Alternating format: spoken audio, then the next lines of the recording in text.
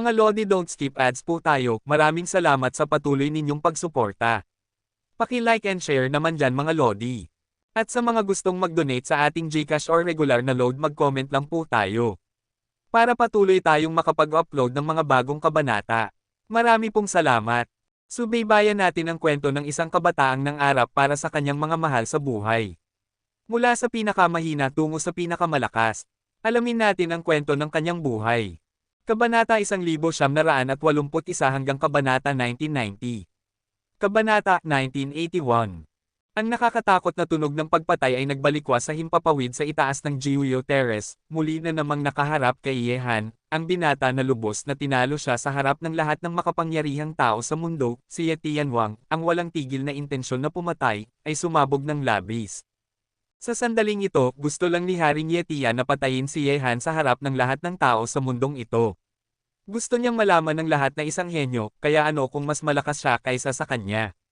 Walang taga-suporta, sa huli, kailangan pa rin siyang mamatay sa kanyang mga kamay, at ang kanyang buhay ay babalik sa impyerno.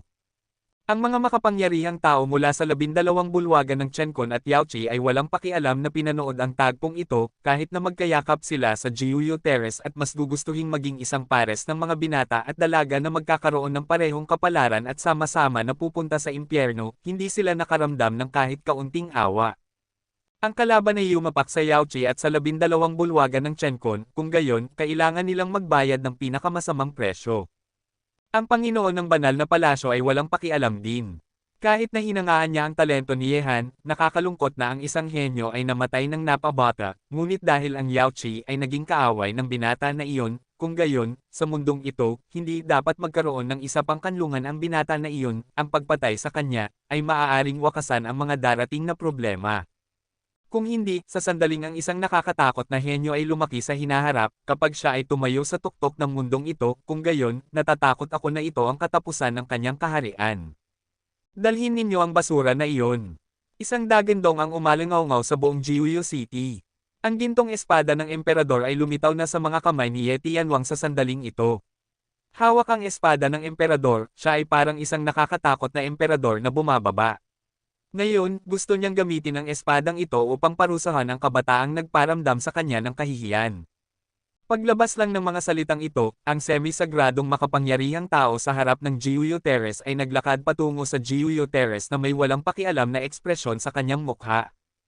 Ang ganitong uri ng pagkilos ay natural na nagpaalarma kay Yehan sa Jiuyo Terrace sa sandaling ito. Dahan-dahan niyang itinaas ang kanyang ulo at tinitigan ang binata na nakatingin sa kanya mula sa langit. Tila may nakakatakot na mahiwagang liwanag sa mga matang iyon.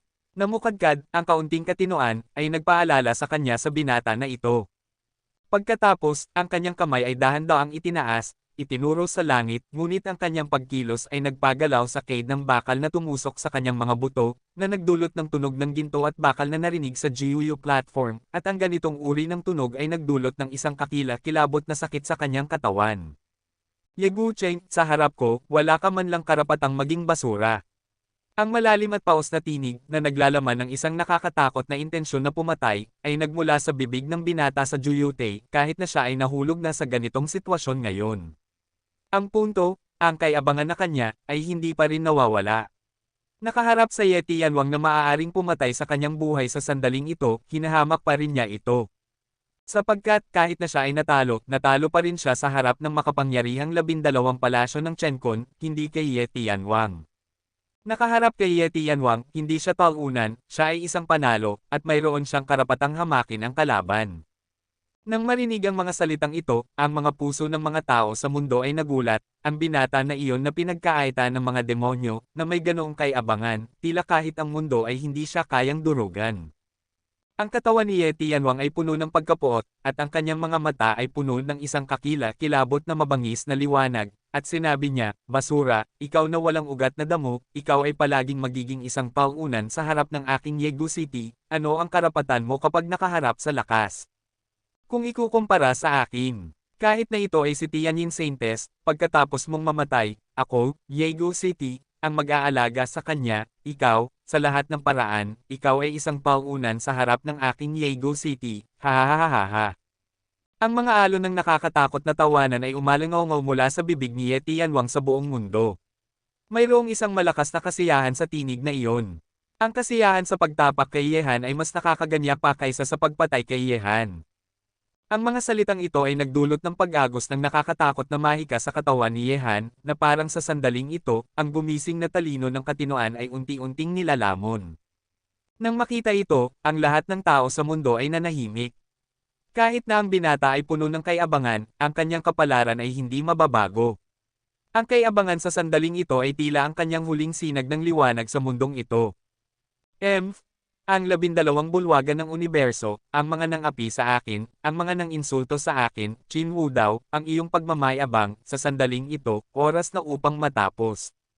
Bigla, habang si Ye Guocheng ay nagtatawa ng malakas sa langit, isang tinig na naglalaman ng nakakatakot na galit ay naihatid sa itaas ng Jiuyu City. Ang tinig na iyon ay may walang hangganang intensyon na pumatay. Isang aura ng takot ang nabalot sa buong Jiuyu City. Ang aurang iyon ay tila mas nakakatakot kaysa sa kapangyarihan ng Yaoqi at ng 12 palasyo ng Chen Kun dito. Habang ang nakakatakot na aurang ito ay nabalot sa buong Jiuyu City, sa susunod na sandali, ang mga nagsasagawa ng pagsasanay sa Jiuyu City ay nagulat, at ang mga figurang iyon, tulad ng mga tipaklong na sumalakay sa lungsod, ay sumalakay patungo sa labas ng lungsod. Mayroong daan-daang libong mga nagsasagawa ng pagsasanay sa buong Jiuyu City. Sa sandaling ito, sabay-sabay silang nagmadali palabas ng lungsod na bumubuo ng isang nakakagulat na tanawin na nakakagulat. Banal na emperador, tiyak na ang banal na emperador. Magmadali, sa sandaling ang puwersang ito ay makipaglaban-laban sa Chen Kun at Yaoqi, ang buong Jiuyu City ay magiging mga guho. Sa loob ng wala pang kalahating minuto, maliban sa 12 palasyo ng langit at kun sa itaas ng Jiuyu Terrace at lahat ng makapangyarihang tao sa Yaoqi, ang buong Jiuyu City ay naging isang walang laman na lungsod. Ang kumukulong at nakakagulat na kapaligiran ay kumalat sa malawak na lungsod na ito. Sa sandaling ito, ang mga makapangyarihang tao mula sa 12 palasyo ng Chen Kun at ang mga makapangyarihang tao mula sa Yaoqi ay tumingin na sa kawalan sa Jiuyu City, kung saan may mga nakakatakot na figure na bumababa mula sa walang katapusang langit. Ang nakakatakot na hininga ang buong Jiuyu City ay nabalot. Isang banal na emperador, 4 na banal na hari, 4 na semi-santo, kasama si Qin Wu Dao, syempre, si Qinggai Sage King ay nasa kanila rin. Sa sandaling ito, ang grupong ito ng mga makapangyarihang tao ay hindi pinansin ang mga makapangyarihang tao ng dalawang pangunahing puwersa sa itaas ng Juyotei. Dumating sila rito ngayon, ngunit handa na sila para sa isang super labanan, hinahamon ang dalawang nangungunang puwersa ng Chen Kun at Yaoqi. Iyon ay isang makapangyarihang tao mula sa angkan ng Qin, at maging ang banal na emperador ay bumaba. Sa labas ng Jiuyu City, ang di mabilang na mga mata ay tumingin sa mga makapangyarihang tao mula sa angkan ng Qin na bumaba sa Jiuyu City, ang kanilang mga mata ay nagulat. Kabanata 1982.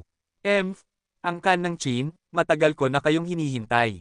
Nakita ni Muran ang isang makapangyarihang tao mula sa 12 palasyo ng universo na bumantong hininga ng malamig, at ang kanilang dalawang malalaking puwersa ay lumabas sa Jiuyu City upang pigilan ang angkan ng Qin na dumating upang iligtas si Yehan. Kayong mga tao, sinusubukan ba ninyong pilitin ako, si Sheng Qin, na kumilos at ipadala kayong lahat sa impyerno? Ang pamimilit ng ninuno ng Qin Sheng, ang pamimilit ng banal na emperador, ay walang problema sa pagpatay sa sinuman sa mundong ito. Nang makita ito, ang mga makapangyarihang tao ng dalawang pangunahing puwersa sa Chen Kun at Yaoqi ay walang pakialam na tumugon. Hehe, Qin Sheng? Hindi pa tayo nagkikita sa loob ng 800 taon. Magkita na tayo ngayon, mainit ka pa rin. Kasama ko, si Ye Xiao, dito ngayon, natatakot akong hindi pa oras mo para maging mayabang. Muran, habang ang walang kapantay na pamimilit ng patriarkang Qin Sheng ay tumagos sa hangin at nabalot ang Jiuyu City, isa pang nakakatakot na pamimilit ang bumaba. Banal na Emperador Ye Xiao, isa sa mga makapangyarihang banal na emperador sa 12 templo ng universo. Nang makita ito, ang mga mukha ng mga makapangyarihang tao ng angkan ng Qin ay nanatiling hindi nagbabago. Ngayon na sila ay dumating, handa na silang harapin ang lahat. Alam kong darating kayo, angkan ng Qin. Para sa inyo, maaari akong gumawa ng masusing paghahanda. Ngayon gusto ko siyang patayin. Hindi ninyo siya kayang panatilihin, angkan ng Qin. Muling ngumisi si Ye Tianwang, itinuro ang kanyang espada kay Yehan sa Jiuyu Terrace. Malamig. Ang dalawang makapangyarihang banal na emperador ay dumating sa Jiuyu City. Sa mundo sa labas ng lungsod, daan-daang libong mga nagsasagawa ng pagsasanay ay nasa matinding takot at pagkagulat na. Hindi naman ganoon. Paano kung idagdag ang aking angkan? Gayunpaman, nang matakot ang lahat sa nakakatakot na kapangyarihang ito, ang lahat ng mga makapangyarihang tao ng angkan ay bumaba, isang banal na emperador, 3 banal na hari, at 5 semi-santo. Sa isang iglap, ang napakalaking pamimilit na iyon ay parang isang Diyos. Ano, ang angkan ng Zin ay nandito rin. Sa sandaling ito, sa Jiuyu City, ang 3 dakilang banal na emperador ay bumaba na. Ang kakilakilabot na walang kapantay na pamimilit ay nabalot ang buong Jiuyu City sa sandaling ito. Sa sandaling ito, sa Jiuyu City na ito, 3 makapangyarihang banal na emperador ang nagtipon na. Ang mga makapangyarihang taong ito ay nakatayo na rito. Ang tuktok ng mundo ng pelikula. Gayunpaman, sa loob ng isang araw, 3 tao ang lumitaw. Gamit ang napakalakas na puwersang ito, hanggat gagalaw nila ang kanilang mga daliri, maaari nilang gawing mga guho ang Jiuyu City, hindi na banggitin na mayroong higit sa 10 banal na hari dito ngayon. Sa sandaling ito, isang alon ng nakakagulat na aura ang kumalat sa mundo sa labas ng Jiuyu City, at ang mga di mabilang na mga mata ay tumitig sa grupo ng mga makapangyarihang tao sa itaas ng Jiuyu Terrace. Ang angkan ng Qin at ang angkan ng Zin ay nandito na, at dapat nitong dalhin ang halos lahat ng nangungunang kapangyarihan mula sa 2 angkan.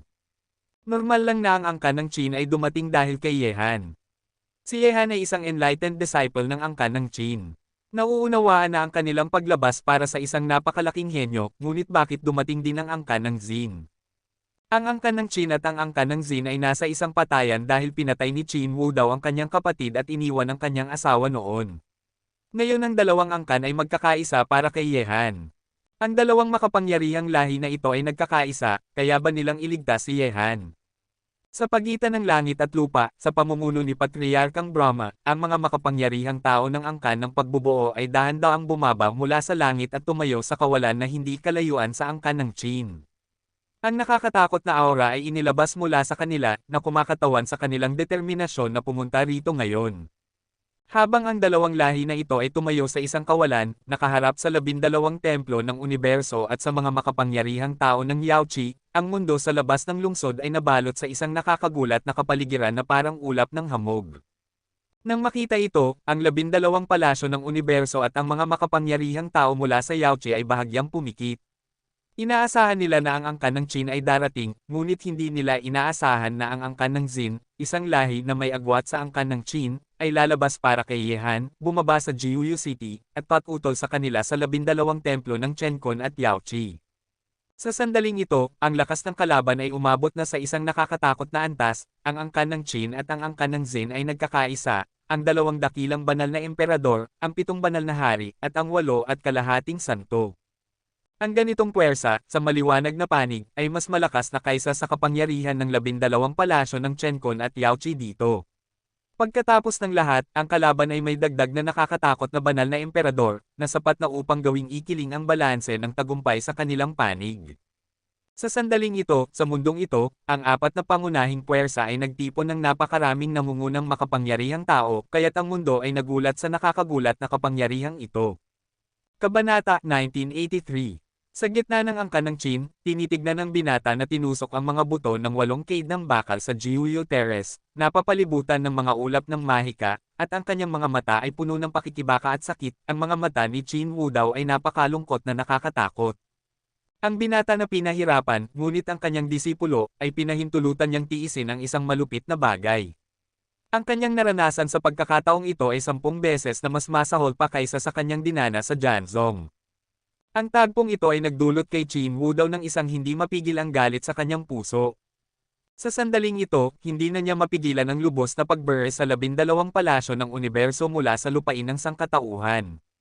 Sa sandaling ito, gusto niya talagang iligtas ang binata na nakakaranas ng kakilakilabot na sakit sa Jiuyu Terrace. Bigla, sa harap ng mga makapangyarihang tao ng 12 bulwagan ng Chenkon at Yaoqi, isang lalaking may edad na may mga guhit ng buhay sa kanyang mga mata ay lumitaw. Pagsasanib. At siya, syempre, ay ang banal na emperador na makapangyarihan ng 12 palasyo ng universo, si banal na emperador Yexiao. Ang kanang Zin, hindi ko inaasahan na sasali ka at makipagkompetensya sa aking 12 palasyo ng Chenkon at Yaoqi. Talagang isinaalang-alang mo na ang mga kahihinatnan ng ganitong uri ng mga kahihinatnan. Sabi ni banal na Emperador Yekshao, ang walang pakialam na tinig ay tila ang Panginoon ng langit at lupa ang nagsasalita. Ano man ang mga kahihinatnan, ang aking angkan ay natural na magdadala nito. Sa pagkakataong ito, ang inyong ginawa sa 12 palasyo ng universo ay lumampas na. Walang pakialam na sabi ni Patriarkang Brahma dahil dumating na siya, walang dahilan para umatras. Yeshao? Kung manggahas kang hawakan siya ngayon, kahit na ako, si Qin Sheng, ay isapanganib ang aking buhay, papatayin ko si Yegu City sa 12 palasyo ng universo. Kung manggahas kang hawakan siya sa Yaoqi, darating ngayon. Ang mga darating sa Jiuyu City ay hindi na mag-iisip na umalis na buhay. Ang pamimilit ni Patriarkang Qin Sheng ay hindi kailanman hamina. Sa sandaling ito, ang dalawang makapangyarihang ninuno ay nagsalita ng isa-isa, at maging ang mga makapangyarihang tao sa 12 templo ng Chenkon at Yaoqi ay nakaramdam ng maraming presyon. Ang mga salita ng banal na emperador ay hindi basta-basta lamang.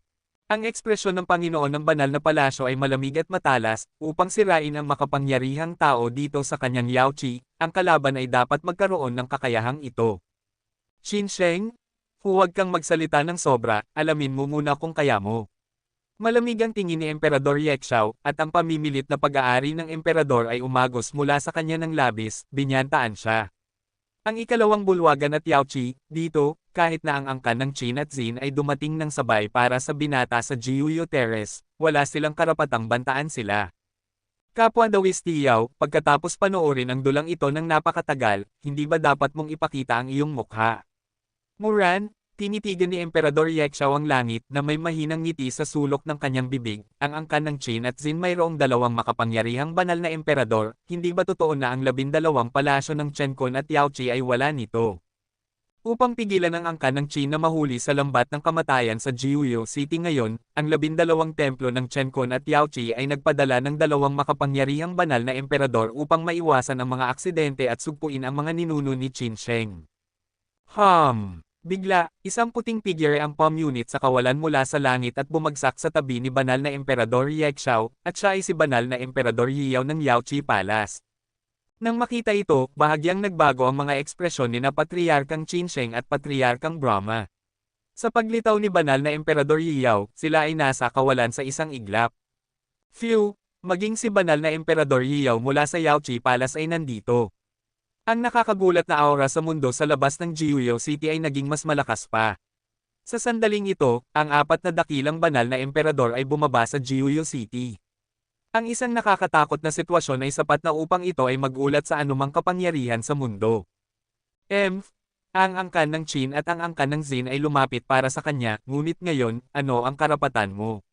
Malamig na ngumiti si Ye Tianwang, kung gusto niyang patayin si Ye Han, hindi niya nabibigyan pa siya ng isa pang pagkakataon upang mabuhay. Nang makita ito, ang mga mata ni na Patriarkang Qin Sheng at Patriarkang Brahma ay malungkot. Sa sandaling ito, isang alon ng pakikipaglaban at intensyon na pumatay ay sumabog sa kanilang mga katawan. Pag-usapan natin ang lakas. Ang nakakatakot na espiritu ng pakikipaglaban ay nag-uugnay sa mga langit at lupa, at nararamdaman ko na dito, ang mga makapangyarihang tao ng angkan ng Qin at Xin ay mayroong isang gumugulong na espiritu ng pakikipaglaban na sumabog. Ang buong eksena, isang malaking labanan, ay magsisimula na. Sino mang humawak sa aking kapatid, patayin. Muran, isang umuungal na sigaw ang nagmula sa mundo sa labas ng lungsod, ang mga mapagmataas na salitang iyon, ang mundo ay tila hindi pinansin niya. Yaong mga humawak sa aking kapatid, patayin. Habang ang mapagmataas na tinig na ito ay nagmula sa mundo sa labas ng lungsod, agad itong umalangaw-ngaw sa buong Jiuyu City, at ang lahat na nakarinig nito ay nagulat. Pagkatapos, ang daan-daang libong mga nagsasagawa ng pagsasanay sa labas ng lungsod, Muran ay tumingin sa likod nila mula sa madilim na figure. Sa sandaling ito, sa itaas ng kawalan sa labas ng Jiuyu City, isang grupo ng mga binata at dalaga na may pagmamataas ay nagmamadaling dumating sa kawalan. Mula sa kanilang mga katawan, mayroong isang makapangyarihan at mapagmataas na aura, na parang walang sino man sa mundong ito ang maaaring lokohin sila. Ilagay ito sa iyong mga mata. Kahit na sila ay bata pa, sila ay napakamapagmataas. Kabanata 1984. Kahit na sila ay bata pa, pinahahalagahan nila ang pag-ibig at katwiran. Kahit na sila ay bata pa, hindi sila natatakot sa mundo.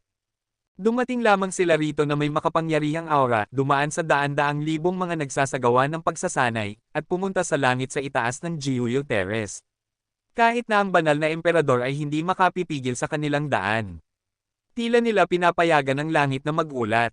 Ito ay si Zanzo Wushuang, ang mga ito ay lahat ng mga tao ng Zanzo. Ang mga nagsasagawa ng pagsasanay sa labas ng lungsod ay nagulat nang makilala nila ang binata na may taybak sa kanyang mga balikat sa harap niya, na puno ng kay-abangan at pagkapuot. Bakit dumating ang angka ng Zan sa Jiuyo City? Para kanino sila nandito? Yaong mga gumagalaw sa aking kapatid na may pangungusap na iyon, patayin. At para kanino? Gayunpaman, sino man ang grupong ito ng mga batang henyo mula sa angkan ng Zan ay dumating, ngayon sa Jiuyo City, 5 pangunahing puwersa ng lahi ang nagtipon, ang 12 palasyo ng universo, ang Yaoqi, ang angkan ng Qin, ang angkan ng Xin, at ang angkan ng Zan. Isang mapagmataas na tao tulad ni Zan Wushuang ay talagang dumating upang sumali sa kasiyahan. Maaari bang siya ay dumating dito para kay Yehan? Hindi ko alam, ngunit hindi ko pa naririnig ang pagkakaibigan sa pagitan ng angkan ng Zan at ng 12 palasyo ng Chenkon, ni ang pagkakaibigan sa pagitan ng angkan ng Zan at Yaoqi.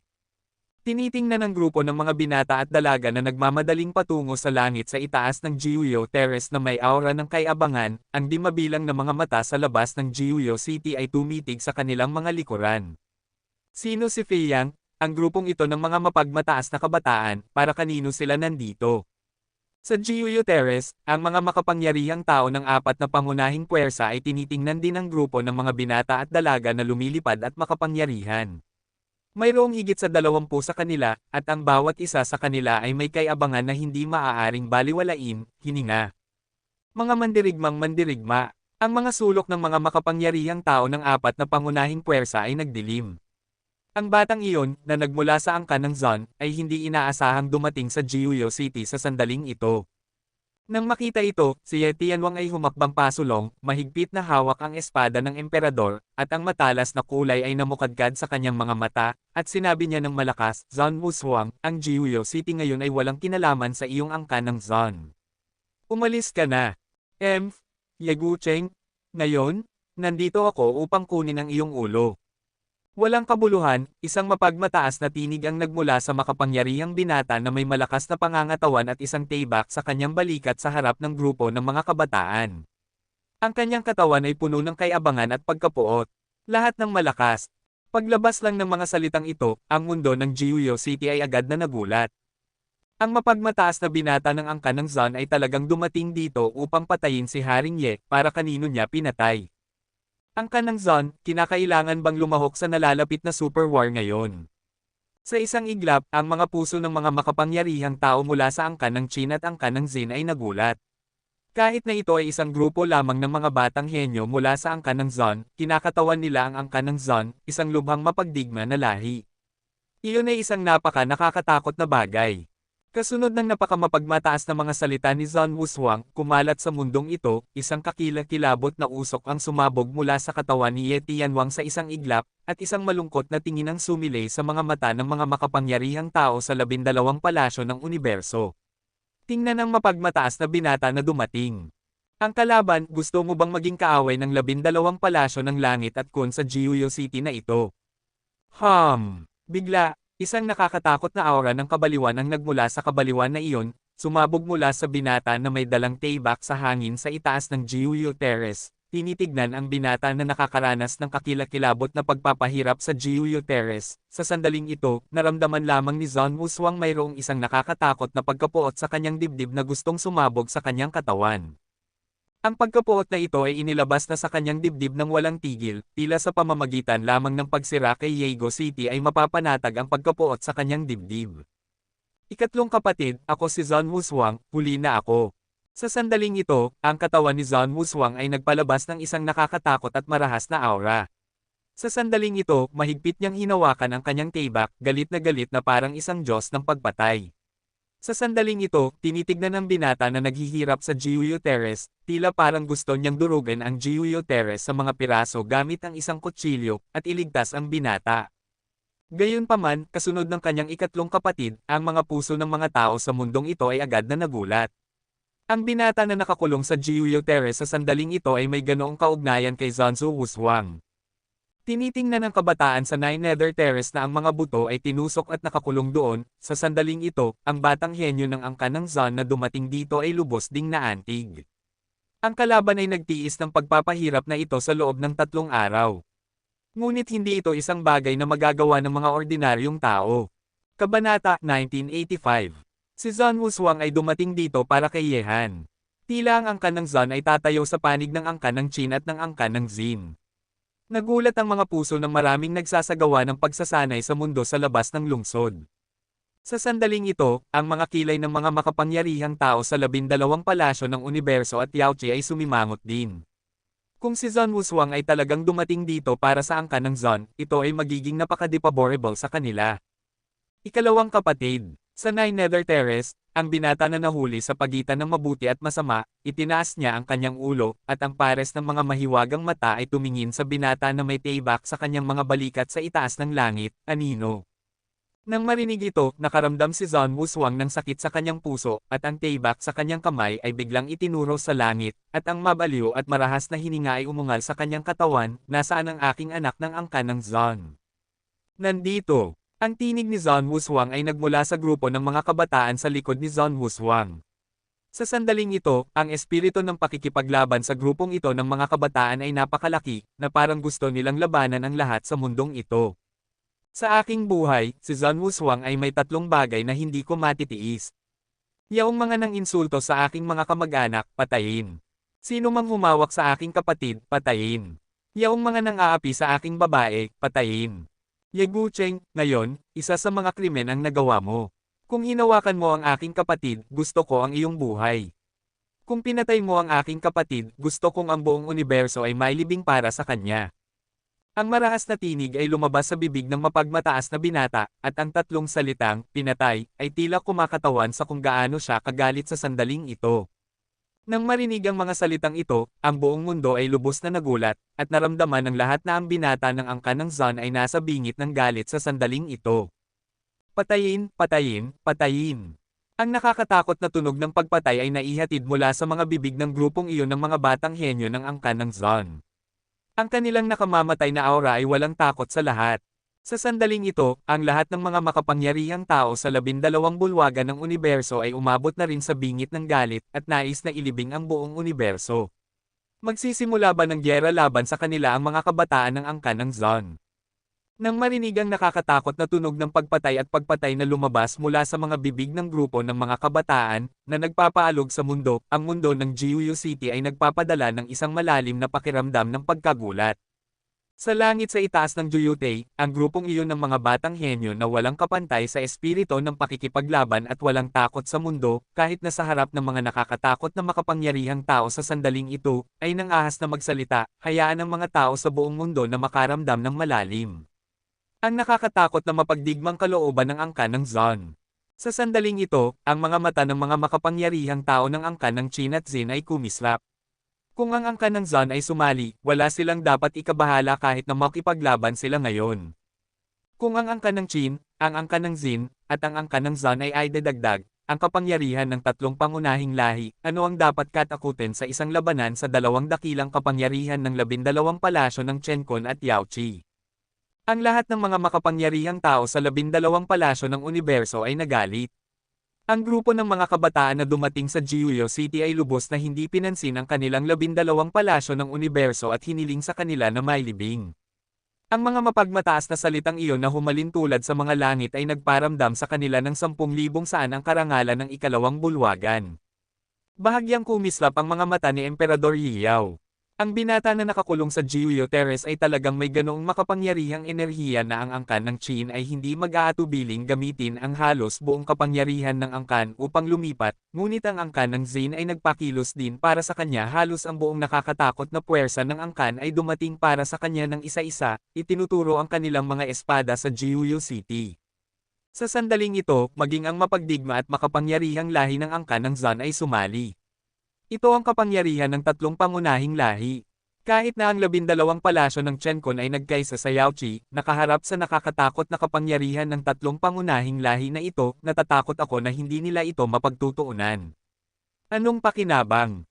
Sa sandaling ito, ang mga nagsasagawa ng pagsasanay na nanunood ng labanan sa labas ng lungsod ay nagulat din. Si Yehan, isang binata na hindi gaanong sikat bago ang kasal sa pagitan ng Yaoqi at ng 12 palasyo ng Chenkon, ay ikinasal sa 12 palasyo ng Chenkon pagkatapos ikasal ni Yaoqi. Makipaglaban upang maging sikat sa buong mundo. Gayunpaman, kahit na ganoon, walang nag-isip na siya na nakakulong sa Jiuyo Terrace at pinahihirapan sa sandaling ito, ay may ganoong makapangyarihang enerhiya na ang tatlong pangunahing lahi ay dumating sa Jiuyo City ng isa-isa para sa kanya. Sa sandaling ito, ang tatlong pangunahing lahi na ito ay dumating upang protektahan siya, kaya ba nila siyang maprotektahan mula sa 12 templo ng Chenkon at Yaoqi? Phew, hindi ko inaasahan na ang enerhiya sa likod ni Yehan ay napakatakot. Ang paglipat sa kanya lamang, ang tatlong pangunahing lahi ay bumaba na sa Jiuyo City. Ang mga nakakagulat na hininga ay kumalat sa labas ng lungsod. Gamit ang lahat ng mga mata, sa sandaling ito, lahat sila ay maingat na pinapanood ang mahigpit na kapaligiran sa itaas ng Juyotei. Habang ang mga mapagmataas na salita ng binata ng angkan ng Zon ay kumalat sa buong mundo, ang aura ng digmaan, na nasa bingit na ng pagsiklab, ay naging mas mahigpit pa. Zon Wushuang, ikaw, hinahanap mo ba ang kamatayan? Kabanata 1986. Sa takip silim, isang tinig na puno ng galit ang nagmula sa bibig ni Ye Tianwang. Ang espada ng emperador sa kanyang kamay ay tila nakikipaglaban kay Wushuang gamit ang kanyang mga kamay sa sandaling ito. Kunin ang kanyang ulo. Si Zon Wushuang ba ay karapat-dapat? Ye Gucheng, nang ahas kang hawakan ng aking kapatid. Ako, anak ng angkan ng Zon, ay nandito ngayon. Kahit na kayong lahat ay mamatay sa Jiuyo City, pupugutan ko ang iyong ulo. Hindi niya inisip na umatras nang dumating siya. Sa Nine Nether Terrace, ang pares ng mga mahiwagang mata ay pinanood ang lahat ng mga pangyayari na nangyari sa pagitan ng langit at lupa, at ang pagmamahal na kumalat sa dilim sa pagitan ng langit at lupa ay tila tinunaw ang mahika sa kanyang puso. Sa sandaling ito, ang kanyang katinoan ay tila napigilan ang karamihan sa mahika sa kanyang puso. Sa mundong ito, napakaraming tao ang dumating para sa kanya. Sa mundong ito, mayroong isang kapatid na gustong protektahan siya. Sa mundong ito, marami pa rin siyang dapat ipag-alala. Kung ganoon, paano siya mapapahamak? Kung ganoon, paano siya makakapunta sa Jiuyo Hell? Kung ganoon, kahit na hindi para sa kanyang sarili, dapat siyang mabuhay para sa mga tao sa mundong ito na same time na nagbayad para sa kanya. Sa sandaling ito, ang paniniwala sa pamumuhay ay kumalat sa isipan ng binata na pinagkaitan ng mga demonyo. Sa pamamagitan lamang ng pamumuhay ay magiging karapat-dapat siya sa ginawa ng mga tao sa mundong ito sa kanya. Junior ng angkan ng Zon, nagdedeklare ka ba ng digmaan para sa angkan ng Zon sa aking 12 bulwagan ng langit at kun? Si banal na Emperador Ye Xiao ay tumayo na nakalagay ang kanyang mga kamay sa likod. Ang kanyang mga mata, tulad ng isang Diyos, ay malamig na tumitig kay Zon Wushuang. Ngayon, kung manggahas kang hawakan ng aking kapatid, paano kung ako, si Zon Wushuang, ay magdedeklara ng digmaan sa inyong 12 palasyo ng universo para sa angkan ng Zon? Ang inyong banal na emperador ng 12 palasyo ng universo, sa aking mga mata, ay wala. Ang ligaw at makapangyarihang tinig ay umungal sa bibig ni Zon Wushuang.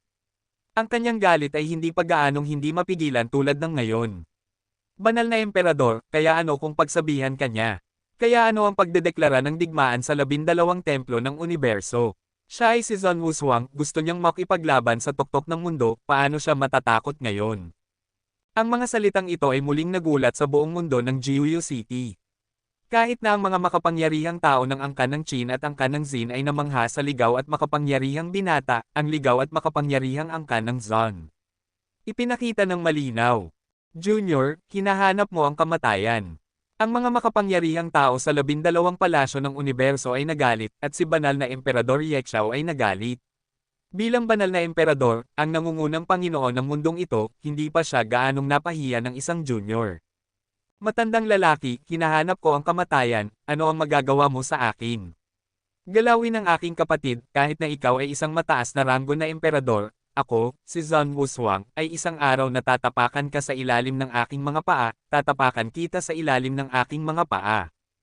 Ang nakakatakot na intensyon sa pakikipaglaban ay umungal sa katawan ni Zon Wushuang, hawak ang isang taybak sa kanyang kamay, itinuturo kay banal na Emperador Ye Xiao, ang umuungal na tunog ay tila isang panunumpa. Gayunpaman, nang ang mga salitang ito ay gumalaw sa lahat ng mga makapangyarihang tao sa mundo, ginawa rin nila ang mundo ng Jiuyo City na nabilanggo ng nakakatakot na nakamamatay na aura ng mga makapangyarihang tao sa 12 palasyo ng universo. Ang mapagmataas na binata na iyon, kahit na sila ay mula sa angkan ng digmaan, kailangan nilang bayaran ang presyo. Gocheng, patayin mo siya. Ang mga salita ni Emperador Yexiao ay nagulat sa mga makapangyarihang tao ng angkan ng Qin at Xin. Kahit na ang mga makapangyarihang tao ng Yaochi ay nagulat. Nababaliw na ba ang 12 bulwagan ng langit at kun? Talagang gustong patayin ang henyo ng angkan ng Zon. Magpalaki ng isang kahangahangang kaaway. Sa labas ng lungsod, ang maraming mga nagsasagawa ng pagsasanay ay parehong namangha. Ayon sa mga salita ng banal na emperador, iyon ay hindi biro. Sun Wushuang, ngayon, gusto kong ikaw at ang basura na ito, kayong dalawang magkapatid, ay magkasamang mapahamak. Matapos mahulog ang mga salita ni Yexiao Shengdi, si Yixuanwang ay lumabas mula sa kawalan na may hawak na espada ng emperador sa kanyang kamay. Ang kanyang mga mata na tumitingin sa mundo ay ganap na napalitan ng intensyon na pumatay.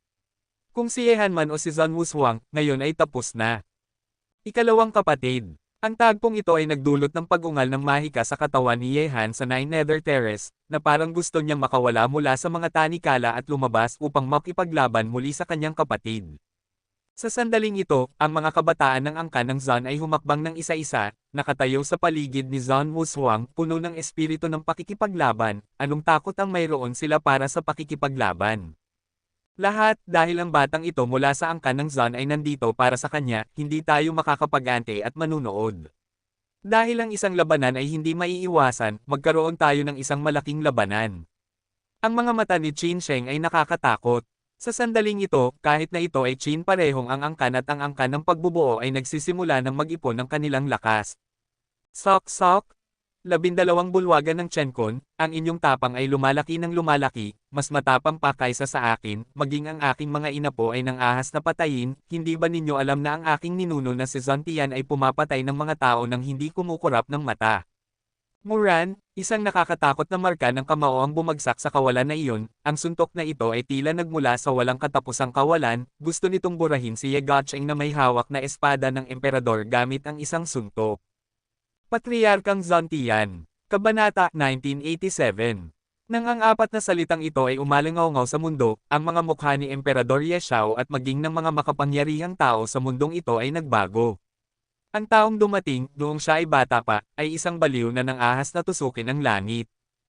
Ang nakakatakot na marka ng kamao ay bumagsak sa langit, tulad ng isang kamao mula sa mga Diyos, na maaaring durugin ang langit ng lahat ng panahon. Nang ang kamao na iyon ay bumagsak, ang buong kawalan ng Jiuyo City ay tila natatakpan ng nakakatakot na puwersang ito. Nabilanggo. Iyon ang nakakatakot na kapangyarihan na pag-aari ng banal na emperador.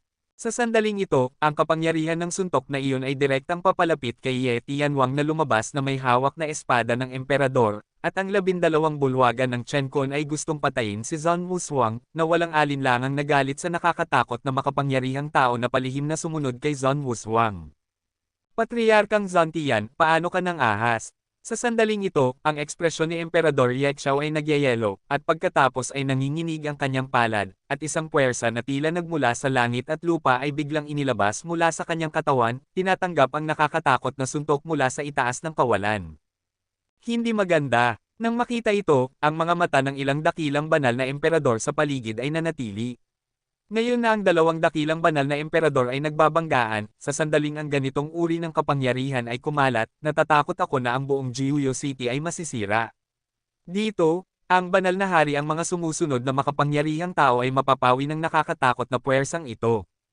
Sa susunod na sandali, nakita ko sina Patriarkang Qin Sheng, Patriarkang Brahma, at Emperador Yiyao na umaatake ng sabay-sabay, na bumubuo ng isang makapangyarihang depensiba na puwersa na sumasakop sa lupa at langit. Boom! Ang mapanirang kapangyarihan ay nagbanggaan ng labis sa loob ng hanay ng depensa ng tatlong banal na emperador. Sa sandaling ito, ang sentro ng depensa ng tatlong banal na emperador, ang kawalan doon, ay direktang natatakpan ng nakakatakot na banggaan na puwersa. Ito ay sumabog, at isang itim na butas na tila lumulunok sa mundo ay lumitaw. Ang mga alon ng mapanirang kapangyarihan ay kumalat mula sa itim na butas ng kawalan. Sa sandaling ito, maging ang depensiba na kapangyarihan ng tatlong dakilang emperador ay gumuho, na parang ang depensang ito ay masisira anumang oras. Ang buong mundo ay nanginginig ng labis, nanginginig ng isa-isa, na parang ang langit ay babagsak. Sa sandaling ito, kung hindi dahil sa kapangyarihan ng tatlong banal na emperador, sina Patriarkang Qin, Patriarkang Brahma, at banal na emperador Yiyao, upang ipagtanggol ang nakapaligid na mundo, ang kapangyarihan lamang ng pares ng mga banggaan na ito, natatakot ako na ang buong Jiuyo City ay maaaring masira, sirain. Sa susunod na sandali, si banal na emperador Yechao ay nagbantay kay Yego City at umatras ng 2 hakbang sa itaas ng kawalan. Bilang isang banal na emperador, ang kanyang lakas ay natural na hindi maisip ng mga ordinaryong tao, ngunit kahit na si Yego City ay binabantayan ni banal na emperador Yexao, siya ang kanyang mukha ay napakaputla din sa sandaling ito, ang kapangyarihan ng suntok na iyon kanina ay nagparamdam sa kanya ng mas nakakatakot kaysa sa direktang pagharap sa kamatayan. Anong nakakatakot na kapangyarihan? Sa labas ng Jiuyo City, ang di mabilang na mga nagsasagawa ng pagsasanay ay pinanood ang tagpong ito, at ang kanilang mga mata ay puno ng takot.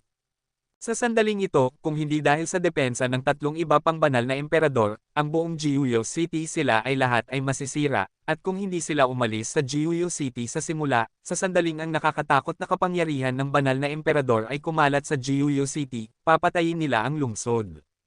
Sa panahong iyon, daan-daang libong mga nagsasagawa ng pagsasanay ay mapapatay.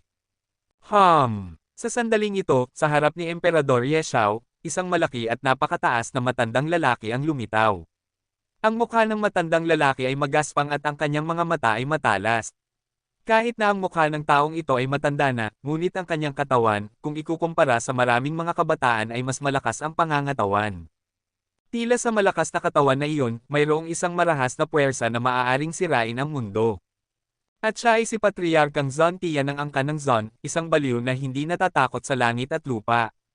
Ito ay napakakatulad kay Zon Wushuang, kaya, si Zon Wushuang ay dumating sa Jiuyo City, kaya natural siyang sumunod. Sa ngayon, kung ang mga tao mula sa 12 palasyo ng universo ay nang-ahas na salakayin si Zon Wushuang, paano siya mananatiling walang pakialam? Mga araw ng digmaan. Tinitingnan ng matandang lalaki na nakatayo ng matangkad at tuwid sa kawalan, na may mga banal na mata na parang isang mabaliw na kutsilyo, ang mga mata ng mga ninuno tulad ni Patriarkang Qin Sheng, Patriarkang Brahma, Emperador Yiyao, at iba pa ay lahat ay nakatuon. Sila ay mga henyo ng parehong panahon bilang Patriarkang Zontian. Noong panahong iyon nang ang matandang lalaki ay bata pa, siya ay kasing yabang at walang kapantay ni Zon Wushuang, mapaghamong, kahit na ang langit ay tinusok, hindi siya natatakot. Siya si Patriarkang Zon Tian ng angkan ng Zon. Sa mundo sa labas ng lungsod, ang mga nagugulat na mga mata ay tumitig sa matandang lalaki na lumitaw sa sandaling ito. Zon Tian, talaga bang gusto mong pukawin ang isang digmaan sa pagitan ng Chen Kun at ng angkan ng Zon? Napakasama ng tingin ni banal na Emperador Yexao, tinitigin ang mapang api na ninuno na si Zon Tian na dumating sa mundong ito. Kaya ano kung magsimula tayo ng digmaan?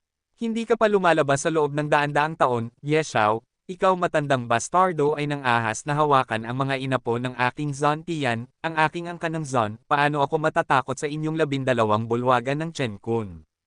Si Patriarkang Zon Tian ay may mapang api na titig, at sa mga matang iyon na parang isang mabaliw na kutsilyo, mayroong isang espiritu ng pakikipaglaban sa langit. Pagkatapos, ang mga matang iyon ay sinuri ang mga makapangyarihang tao sa mundong ito, na ginagawang mas malakas pa ang espiritu ng pakikipaglaban sa kanyang mga mata. Ngayon, tila maraming matatandang kaibigan ang dumating, at hindi walang kabuluhan na ang aking ninuno na si Zon Tian ay lumabas para maglakad-lakad. Kaya, ikaw Zon Tian ay gustong tumayo sa panig ng angkan ng Qin at ng angkan ng Jin. Malamig ang mga matang tumingin kay Patriarkang Zon Tian si banal na Emperador Yiyao. Kabanata 1988. Hoy, hindi pa tayo nagkikita sa loob ng daan-daang taon, at si Emperador Yiyao ay napakaganda pa rin, ngunit ako, si Zon Tian, ay hindi isang taong nagpapahalaga sa bango at jade. Isang ngiti ang lumitaw sa magaspang na mukha ni Ninuno Zon Tian, at sinabi, ang aking angkan ng Zon, tinatreto ang mga kaibigan ng may paggalang, dahil siya ay isang binata na kinikilala ng aking mga inapo, ako, si Patriarkang Zon Tian, ay hindi keber na tulungan siya minsan. Ang mga salitang ito ay nagdulot ng agarang paglamig ng mga mata ni na banal na Emperador Yiyao at banal na Emperador Yexao. Tiyak na, pinili ng angkan ng Zon na makialam. Natatakot ako, kailangan mo pa ring magkaroon ng ganoong mga kakayahan. Malamig na bumantong hininga si banal na Emperador Yekshao, at bigla, sa paligid niya, ang lahat ng mga makapangyarihang tao mula sa 12 bulwagan ng langit at lupa at Yaochi ay nagtipon na, napakadaling kompromiso, at sa harap ng mga tao sa mundo, paano magagawa ito ng 12 palasyo ng Chenkon at Yaochi, kahit na sila ay nakaharap sa mga makapangyarihang tao ng 3 angkan, kailangan nilang makipagtunggali. Matandang lalaki, tila handa na silang makipaglaban hanggang sa huli. Nang makita ito, si Zhang Wushuang ay gamulong gamit ang isang taybak sa kanyang balikat, at tumayo sa tabi ni Patriarkang Zhang Tian, ang kanyang buong katawan ay puno ng pagkapuot, at ang kanyang mga mata ay puno ng pagiging mabangis, sinabi. Walang sino man ang nasa likod ng aking kapatid, ngayon, gusto kong makita, kung ikaw ay matigas ang ulo, nang ahas na hawakan siya, matandang lalaki, ngayon, ang banal na hari ay hinawakan ang aking kapatid, tinutulungan mo akong putulin ang kanyang ulo bumaba, ang banal na emperador ay gumagalaw sa aking kapatid, kung anong kamay ang ginagamit niya, kung anong kamay ang gusto ko. Haha, mayroon akong dignidad ni Zhang Tian noong ako ay bata pa. Okay, ginawa ito ng ninuno para sa iyo ngayon. Ang mga mukha ng mga makapangyarihang tao ay naging napakasam. Nang makita ito, ang mga nagsasagawa ng pagsasanay sa labas ng lungsod ay muling lubos na nagulat, ang mga makapangyarihang tao ng 3 angkan ay nagpadala, kaya ba talaga itong pigilan ng Chenkon at Yaochi? Kahit na ang inyong 3 angkan ay makialam, hindi ako natatakot sa 12 palasyo ng Chenkon ngayon. Dahil gusto ninyong iligtas ang binata na ito, makipaglaban tayo. Ang katawan ni banal na Emperador Yekshao ay puno ng walang kapantay na pamimilit. Pagtagos sa mundong ito, ang labanan sa pagitan ng 5 pangunahing puwersa ay magsisimula na. Ang tagpong ito ay nagdulot ng pagtitig ng mga mata ng mundo sa labas ng lungsod. Sa sandaling ang mga makapangyarihang taong ito ay magsimula ng labanan, ang buong Jiuyo City ay masisira ng isang bagsak. Ang kanang Zhang, ang kanang Qin, at ang kanang Xin, ang 3 pangunahing lahi na ito ay hindi natatakot, karapat-dapat sila sa 12 palasyo ng universo, ngunit paano naman ako? Muran, isang malamig na tinig ang biglang umalangaw-ngaw sa mahigpit na kapaligirang ito, at pagkatapos, sa itaas ng Jiuyo City, isang lalaki at isang babae ay bumaba sa mundong ito ng isa-isa na parang mga Diyos at tao, hindi pinapansin ang lahat ng mga makapangyarihang tao sa mundo, ang mga gwapong lalaki at mga babae, ay ang pinakamaganda sa mundo. Sa sandaling ito, tinitignan ng mga binata at dalaga na lumitaw, bigla, ang isa pang mga nagulat na tinig ay umalangaw-ngaw sa mundo sa labas ng lungsod. Iyon ay, ang unang hari sa langit, si Li Zhengdao. Sa sandaling ito, ang lahat ng mga mata sa mundo ay nahulog sa gwapong at pambihirang binata na iyon, dahil ang kalaban ay si Li Zhengdao, ang unang hari sa listahan ng mga hari sa langit na nagulat sa mundo. Ang unang hari, si Li Zhengdao. Ang mga salitang ito ay umalangaw-ngaw sa pagitan ng langit at lupa, na nagdulot ng pagtingin ng lahat ng mga mata sa itaas ng Jiuyo Terrace sa lalaki at babae na dumating sa mundong ito. Ang binata na iyon ay puno ng katwiran at mataas na espiritu, ang kanyang mga mata ay parang mga espada, tulad ng isang matuwid na mandirigma sa mundo, kahit na siya ay bata pa, taglay na niya ang dignidad at ugali ng pagiging isang nangungunang makapangyarihang tao. At hindi siya estranghero sa sinuman sa mundong ito, maging ang mga nangungunang makapangyarihang tao ng iba't ibang lahi, narinig na nila siya. Ang unang hari sa langit, si Li Zhengdao, ay ang baliw na pag-iral na nangunguna sa 18 halimaw sa listahan ng mga hari sa langit. Nangunguna sa isang grupo ng mga nakakatakot na henyo, ipinakikita nito kung gaano siya ketekot. At siya rin ang Gushao na nanumpa kay Yehan sa Hopeless Demon Sea, ngunit hindi niya kailanman sinabi kay Yehan ang tungkol sa kanyang pagkatao bilang unang hari sa langit. Tungkol naman sa pinakamagandang babae sa tabi ni Li Zhengdao, ito ay natural na si Gukon, ngunit si Gushao ay hindi ang kanyang tunay na pangalan, at si Gukon ay halata na hindi pareho. Sa unang araw, dumating ang hari na si Li Zhengdao, at ang anak na babae na muling pagkabuhay. Maaari bang sila ay dumating din para kay Yehan? Posible iyon. Ayon sa kahulugan nito, ito ay upang tumayo sa panig ng 3 pangunahing lahi, Qin, Xin, at Zhang. Sa ganitong paraan, gaano karaming kapangyarihan ang nasa likod ni Yehan. Ang angkan ng Qin at ang angkan ng Xin ay nagpadala para sa kanya ng isa-isa, bumaba sa Jiuyo City, at pagkatapos ay pinili din ng makapangyarihang angkan ng Zhang na magpadala para sa kanya. Isang araw ang hari na si Li Zhengdao at ang anak na babae ng Huaishan ay nandito rin. Nakakatakot, Kung ang lahat ng taong ito ay dumating dito para kay Yehan lamang, ang enerhiya sa likod niya ay lumago na sa isang nakakagulat na antas. Sa langit sa labas ng lungsod, isang malalim na pakiramdam ng pagkagulat ang tumagos sa mundo. Ang mga matang iyon ay biglang tumingin sa binata na nakakulong sa Jiuyo Terrace. Natatakot ako na walang sino man sa mundo ang mag-iisip na sa likod ng binata na ito ay tatayo ganoon isang kahangahangang pinagsamang puwersa.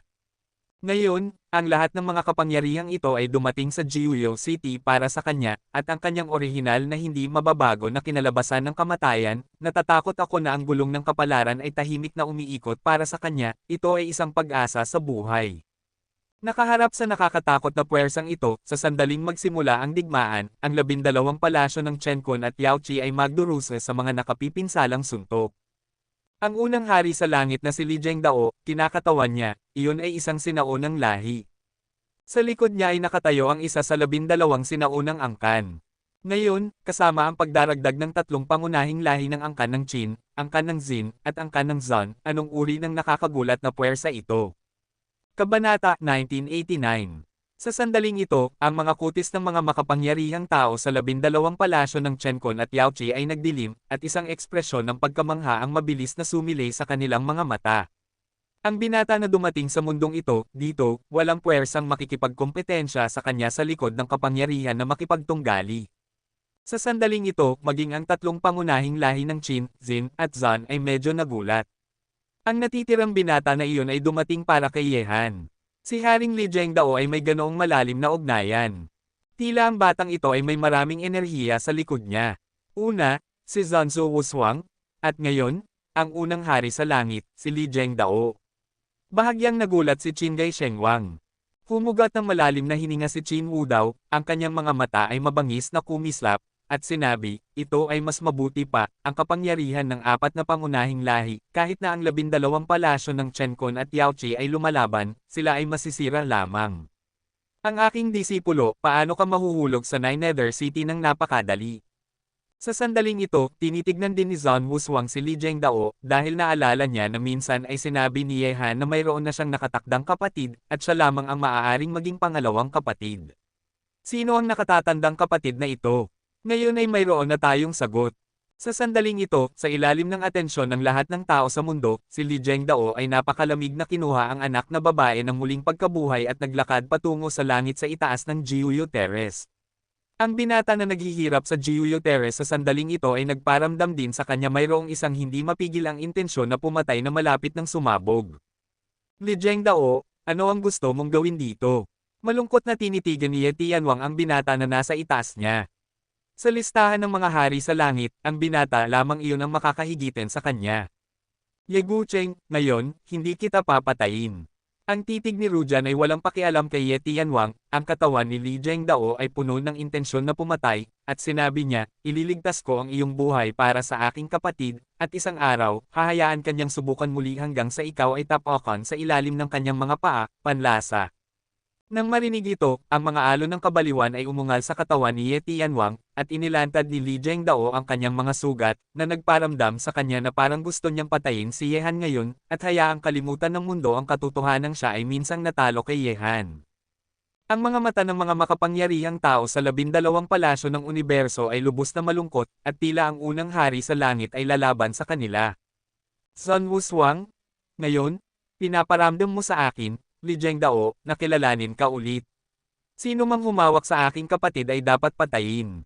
Ang mga mata ni Li Zhengdao ay nahulog kay Zan Wushuang na nakatitig sa kanya na may walang katapusang espiritu ng pakikipaglaban.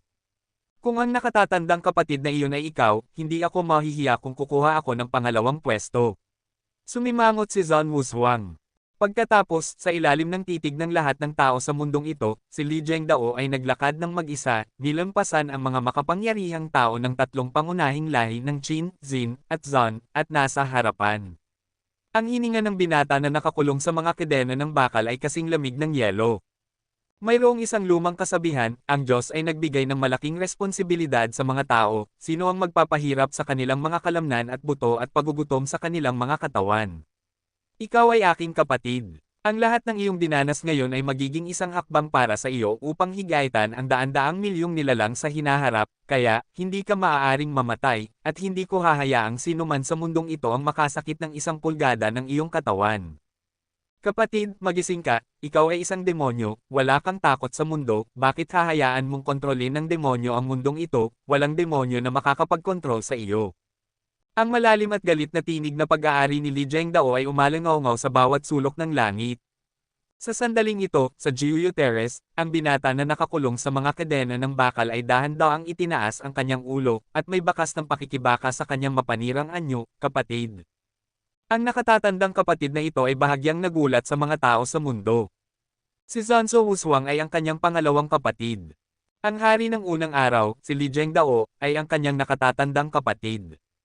Kahit na may proteksyon ng 2 taong ito, ang mga kabataan na nakakulong sa Jiuyu Terrace sa sandaling ito ay maaaring maglakbay sa lupain ng Tianshu Region. Ang tinig ni Li Zhengdao ay malamig dahil kinikilala mo ako bilang isang nakatatandang kapatid, kung gayon, ngayon, bilang isang nakatatandang kapatid, gusto kong alisin mo ang mga demonyo at bumalik sa taoismo. Mula ngayon, mayroong isang mahabang paraan pa para sa iyong kahangahangang buhay. Mula ngayon, yaong mga tumapak sa iyo sa ilalim ng iyong mga paa ay kailangan mong bayaran ka ng 100 beses. Mula ngayon, ikaw at ako, mga kapatid, ay patuloy na maglalakbay sa mundo. Ang malamig na tinig na parang isang panunumpa ay makapal at walang hanggan, na nagdulot ng pagyanig ng mga puso ng mga nakarinig nito ng bahagya, at nagdulot ng pagiging napakasam ng mga mukha ng 12 bulwagan ng Chen Kun at Yao Qi. Sa hinaharap, mayroon ba, ang hinaharap?